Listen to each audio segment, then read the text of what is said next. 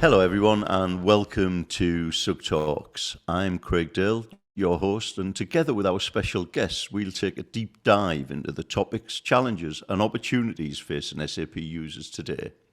Please make sure you subscribe so you never miss another episode. I'm delighted today to be joined by Lindsey Rowe, Head of Strategic Programs and Purpose at SAP.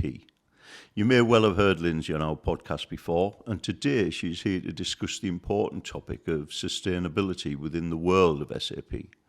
But it would be great for those new listeners, Lindsey, if you could just introduce yourself for me, please.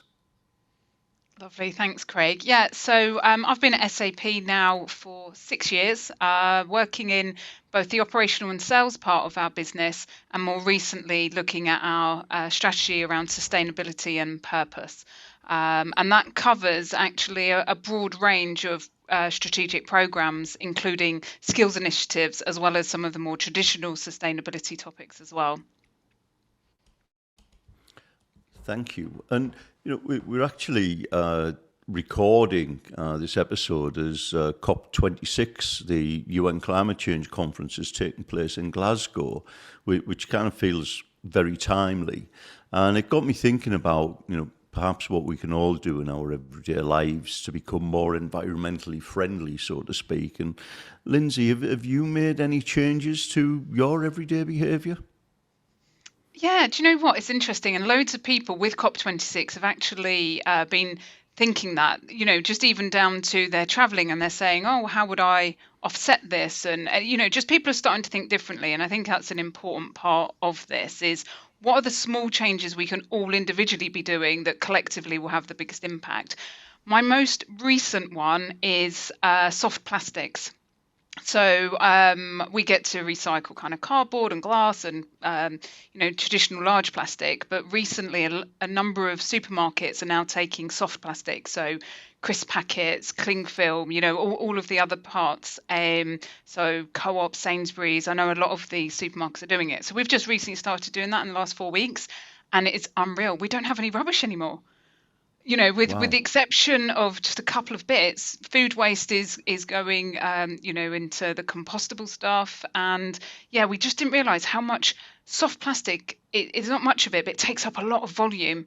So I'd really recommend people checking that out because you'll have nothing in your standard bin going forward.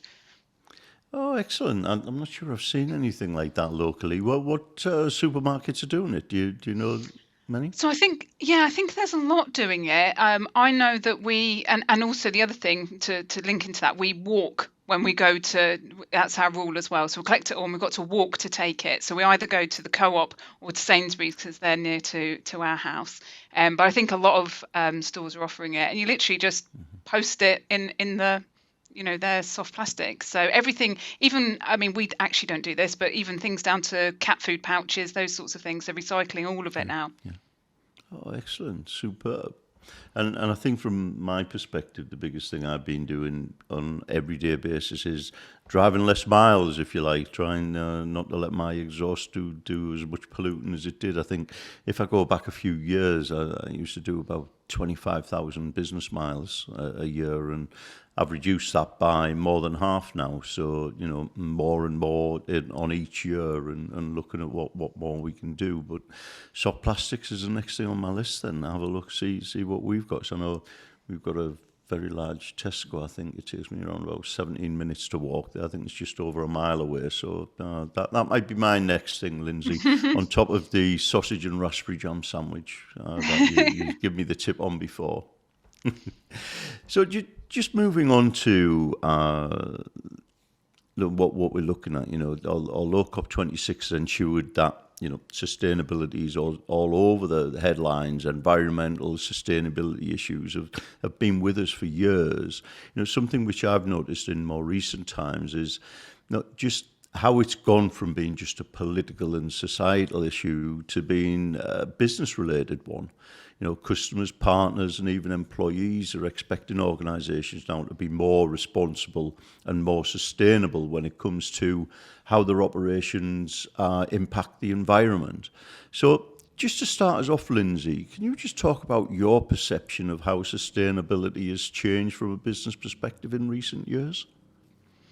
It's changed massively. I think it's all, it's been, if I look at SAP and sort of our milestones and our heritage in this space, probably going back at least 15 years of areas and commitments that we've made around lots of different measurements around it. So it's definitely hot topic at the moment, but it's certainly, as you say, it's not something actually new. It's been something we've been aware of. But I think the shift I've seen, and probably only in the last year or two actually, has been this is no longer like, oh, it's a nice thing to do or a good thing to be doing and a sort of sideline project of, some individuals just, making the best of things. It's completely shifted, and the focus has shifted in terms of the seniority of the leaders that are having to focus on this. So investors are demanding so much more of organizations now. It's all built into people's kind of metrics, their KPIs, their annual reporting. And I think it's that shift that's really, obviously it's not all organizations that have to worry about investment, but it's just a kind of whole shift in culture across organizations. Our CFO locally here in the UK, he's talking to peers in the space all the time, like, what are we actually going to be doing about this? And again, it's not just a kind of CFO challenge. We're seeing it across different business areas. And then customers are starting to demand more and more of organizations. And then various supply chains are being impacted by these topics. But then the next part of it is on the employee front. So what we're seeing more and more is people are going, well, who do I want to go and work for? So as organizations are kind of fighting for talent and looking to attract more people to their businesses, it's no longer, okay, what's the salary, and is there a bonus and those sorts of things. Obviously that's an option for them, but they're then thinking, well, does this company relate to my values? Are they sustainable?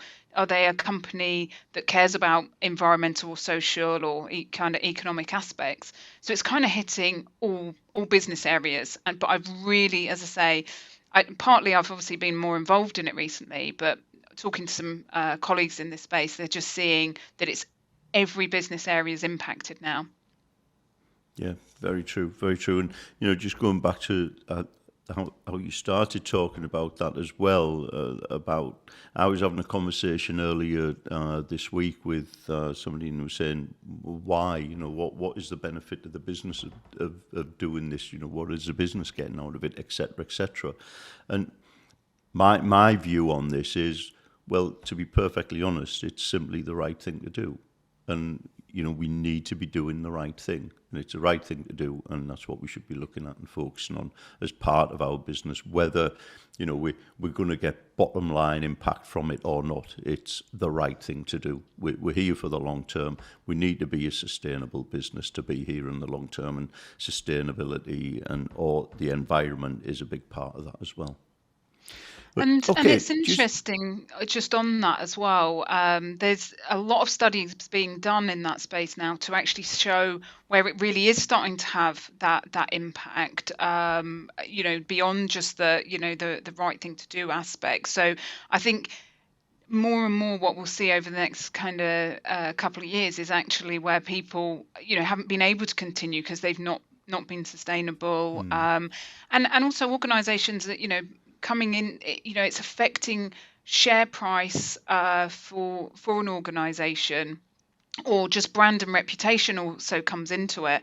You make a mistake in one of these areas, people are very comfortable now to go onto social media to really boycott organisations if they're not doing the right things. So the voice of the consumer has such a huge impact on this as well. Yeah, that is very true. And just looking and thinking about research, last month SAP published research on the barriers facing some organisations when it comes to sustainability, and highlighted how UK business leaders were struggling perhaps to align their eco commitments with the overall business strategy. What do you think are some of the biggest barriers for that at the moment? Yeah, I mean, when we're talking to, and funnily enough, you're saying about, the big focus on this. So I've been talking to a lot more customers in the last 9 months about these topics, and I think for some individual organisations, it's about the scale of this. Where do you actually start, and how do you prioritise? Because you've then got to have all of the resources in place to do a lot of these initiatives. So a lot of people are very aware of that they need to make a change and do different things, but then how do you scale the resources to do that, and how do you prioritize? Equally, how do you make sure the things you're going to choose to do have got a big enough impact as well? So I think it's not a case of not knowing that they need to do something, and then there's no issue around willingness. It's about, right, where do you start? And a big part of that then is actually understanding your baseline, your data that supports a lot of these things. This is obviously where SAP really comes into it. But how do you understand where you are right now, so that you then know what you need to be doing to actually improve that?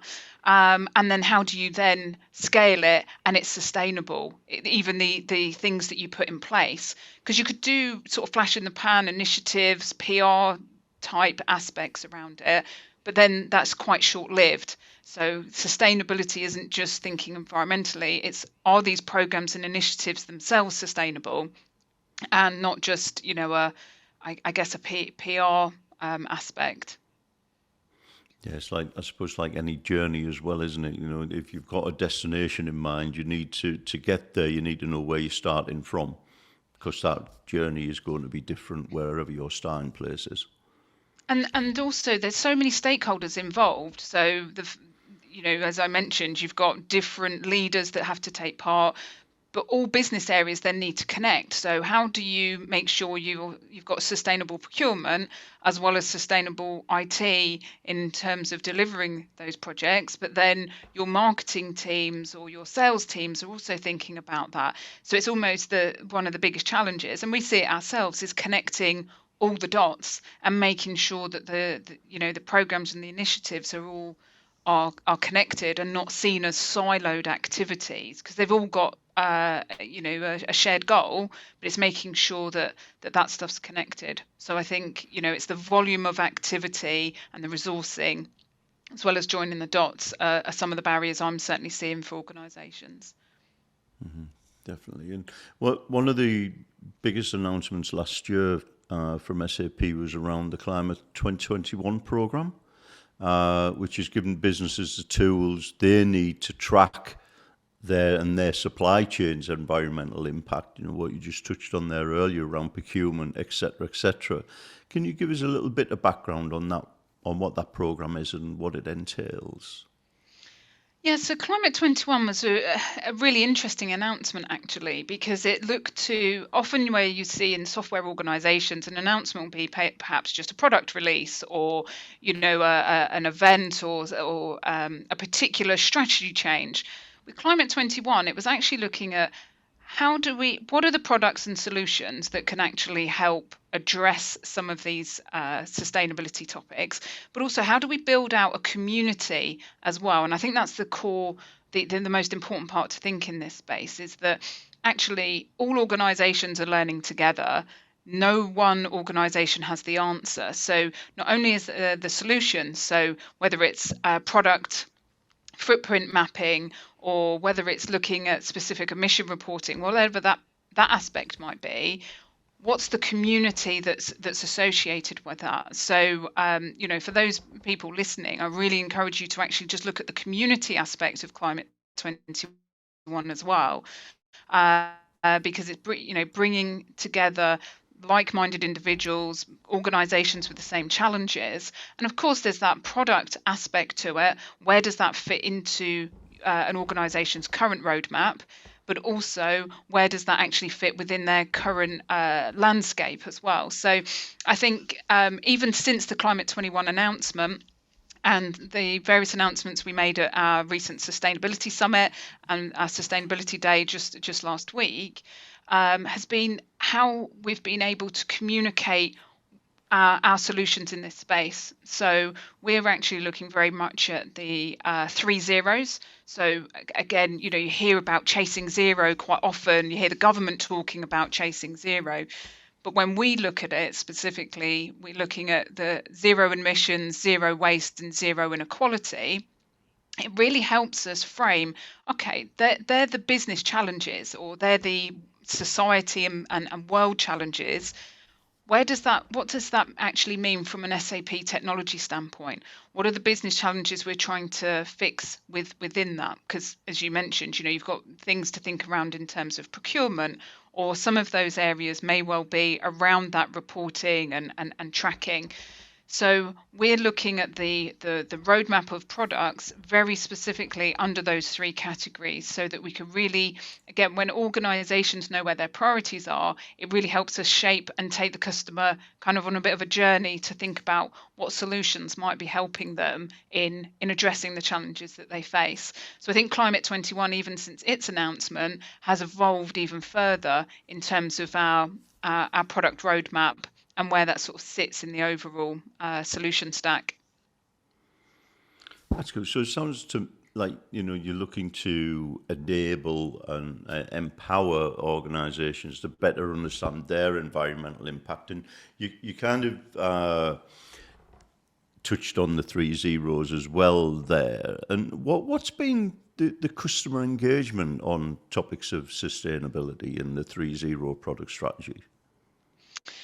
Yeah, so from I've been at SAP 6 years now, and I was always surprised when I first came to SAP that I went from always being customer facing and then became less customer facing with the role when I joined SAP. So it's been like an amazing year just talking and hearing customers and what they're trying to achieve in this space. So I think the feedback that we're seeing is, and from the engagements, is how each organisation has got a slightly different. They're in what's the best way to describe it? They're in a different journey, each one that you're speaking to, and even the ones that you might assume have got a focus or a challenge, that might not be the thing that they are seeing as the challenge right now. So we've recently released our Oxford Economics impact report. So we worked with Oxford Economics over the last few months, really looking to understand what's SAP's impact in the UK. Now, a big part of that is about being able to report and understand on impact. And that was everything from our economic impact, but also our environmental and kind of social impact as well. As part of that, we've partnered with Anglian Water, large SAP customer who have a massive focus around sustainability and the work they're doing in the communities. When we actually started that purpose-led partnership with them, so beyond the software and looking in more detail around purpose, we quickly identified there was a lot of synergies, but again, some real surprises for us. So where they were looking to understand best practice was around procurement with purpose. So how can you start to address your supply chains? Now, typically, if you went into an engagement, you might think, right, it's a water organization. It's all going to be about, preventing leaks and perhaps those types of areas. But you know what? They already knew that was a challenge for them, as it is for many water companies. So they're already putting the things in place. It was other areas that they were looking to partner with us on. And I mean, that's obviously just one example. But what I'm finding in talking to customers in these three areas is them starting to realise that if they're partnering with their suppliers, SAP being one of them, that's where they can just start scaling their impact. And it's not all about the technology solutions. A lot of it's about just sharing best practice.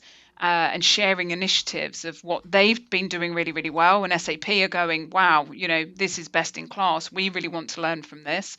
But equally, we're then sharing with the wider ecosystem. So something I'm learning from one customer, we're talking to another customer about. This is what obviously we're really excited about the user conference coming up, is that we're going to get to do that in real life with real people, right face to face. But that, from my perspective, as we've been talking about these things, I think in summary really is, I guess, customers not realizing the breadth of where SAP stands in this space, both as how we operate, but what we have as solutions, but also how we can actually connect. It's not just about us, selling a solution around this. It's about us sharing our own journey in the last sort of 15 years in this sustainability space. Thank you. And I was just made a note to myself there as you were talking about the conference, and you guys are Connect, which is coming up at the end of this month in Birmingham, where you will have a whole stand dedicated to sustainability, to walk customers through sustainability and how they can improve and how SAP can support that as well.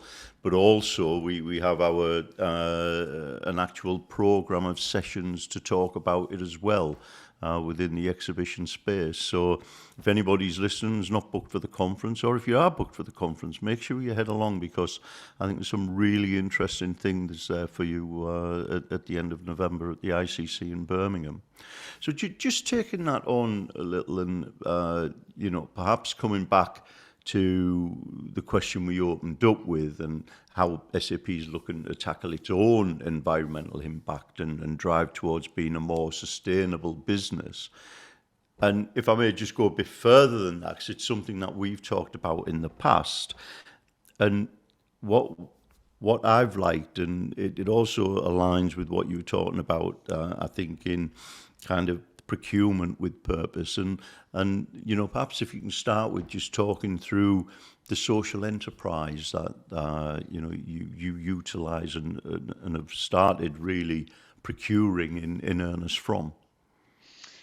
Yeah, so it's probably over the last couple of years actually, but in particular we launched the 5 and 5 by 2025 campaign. Now this was really about not only our own internal approach to this, but how customers and partner organisations can pledge to this. What we really mean by it is, how can you look at sort of some of your traditional spend and diverting 5% of that to diverse suppliers, and 5% of that to social enterprises by 2025. Now, locally here in the UK, actually, our head of procurement, Kelvin Ward, has really sort of spearheaded that for us, really, challenging every bit of spend. Is this something that we could actually, change to one of those suppliers, but also challenging our suppliers to think about their wider supply chain as well? Because, you'll have perhaps large contracts in place to deliver facilities or catering or whatever it might be in an organisation, and it's being able to then ensure that when your contracts are being renewed, that there's sustainability and social enterprise considered as part of that. I mean, some of the real life examples, SAP used to have a kind of traditional coffee supplier on site at our offices. We've changed that to Change Please, a social enterprise focused on getting people from who've experienced homelessness back into employment and back into housing through a barista program. Now, Change Please in that time have come on massively. They're actually just taking over all the AMT coffee shops at the train stations, if you see those. And so it's great to even follow and see how they've developed. And that's just one example, but it's even down to perhaps yourselves as individuals looking at, with festive season coming up and people's approach to purchasing. It's just almost just stopping and thinking, is this the most sustainable way that I could be procuring? Now, we're actually sponsoring the Social Enterprise Awards this year, and have been shortlisted ourselves for an award in terms of driving that. They describe it as a market building campaign. So it's really the work we've been doing in that space to, as I say, change your traditional suppliers around in that area. And influencing your larger suppliers to incorporate it in what they do, even down to the supplies that are used. So I mentioned our Oxford Economics report.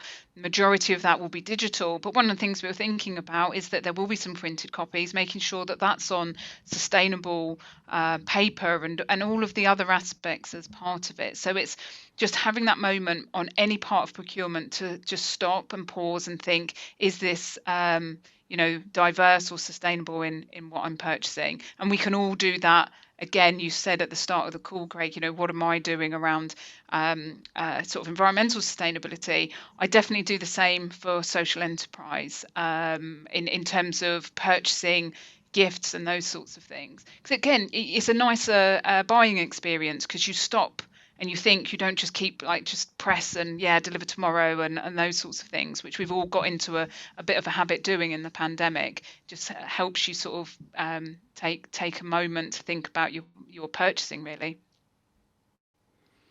Very true, and that click and deliver tomorrow thing, and sometimes you get something very small in a box 17 times larger than the thing it's carrying. But anyway, we digress a little, I suppose. But and what other specific initiatives is SAP undertaking in the UK and Ireland?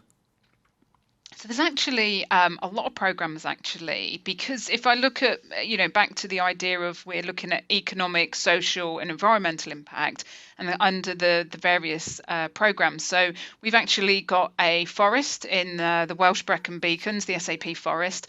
But actually what that's about is not just the growth of additional trees. It's what we're funding there is the research into carbon. And that's, so again, making that much more sustainable and understanding from that research. So that forest is quite a new initiative for us.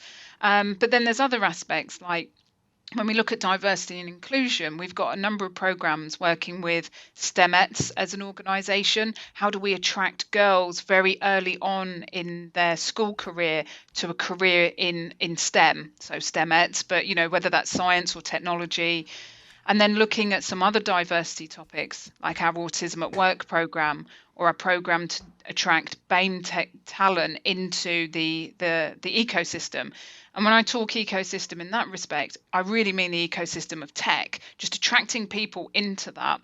Now, we're seeing a lot of people are interested in the world of tech now. Again, the pandemic sort of increased some of that as well, but really inspiring them much earlier in their careers, but also helping move some of the barriers. Some of the other programs that we then look at is then, and I know we've talked about it a lot on various podcasts, is then internships and apprenticeships. How do you drive the skills and the talent for the future? And then driving, as I say, that kind of procurement aspect to some of our core programs. Excellent. And, I know we've had a number of conversations around this because I just think, you really are quite advanced from in a number of aspects of the whole sustainability piece and everything around that, be it social, environmental, etc., etc. And I think it's great. And we're kind of okay. We started our journey a while ago, but really putting some impetus around it, and it's now in our strategy and what we are doing it, and we're continuing to engage with you and learning from you at SAP around, how we can be better around our community environment and investment initiative that we put together for that. A little bit different to what quite a lot of commercial organisations will probably call people, planet and profit.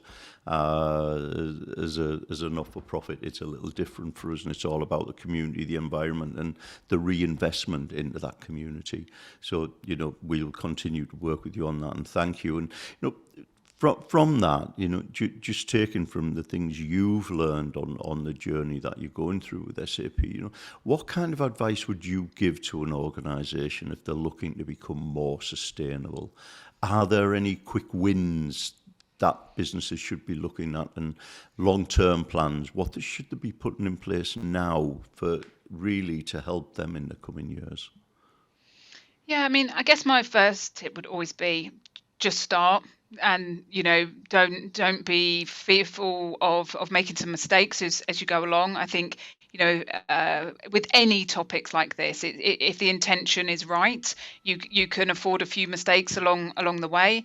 So certainly it would be about, if you haven't already started thinking about this, start thinking, and connect with. There's so much. I mean, there's almost too much content out there, but start connecting with organisations like SAP that have already been on this journey.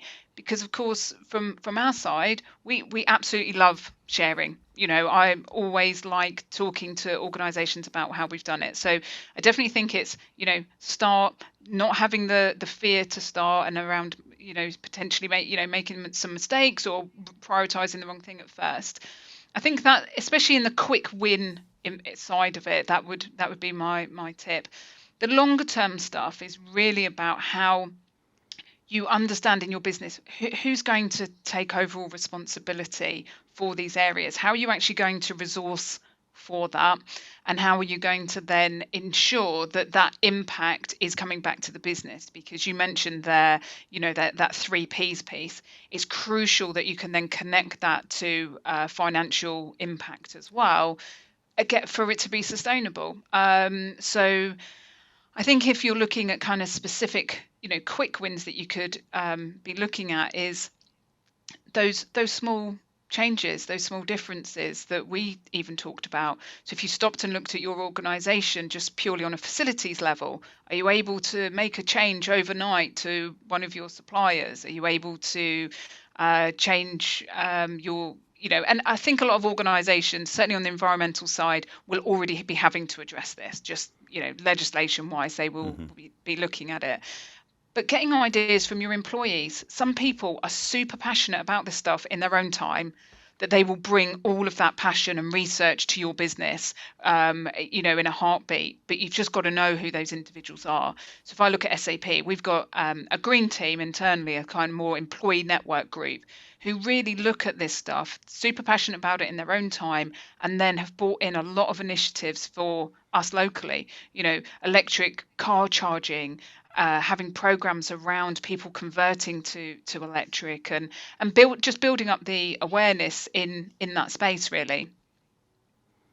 Thank you. Excellent. And, some great insights there, and some great thoughts about how, looking at this from the long term. And it kind of reminded me, what's the saying? The journey of 1,000 miles begins with one small step, and it just keep putting one foot in front of the other, really, and we'll get there. And finally, Lindsey, just as we come into the end now, how do you think the Climate 21 programme, and indeed the wider issue of sustainability, will develop in the coming years?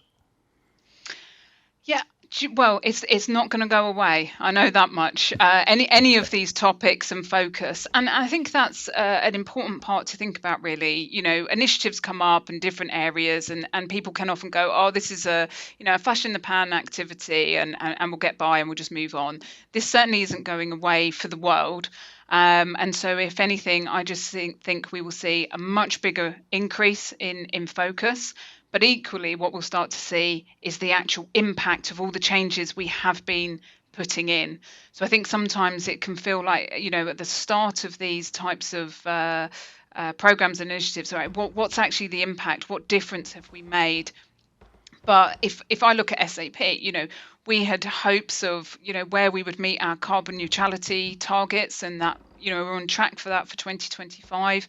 Really focused. The pandemic had, some of the reduction in travels helped us get that to 2023. So I think what we'll see is much more ambitious targets in this space. People are really going to push themselves forward and say, actually, we're not going to accept that. We're going to push even further and quicker to achieve some of these.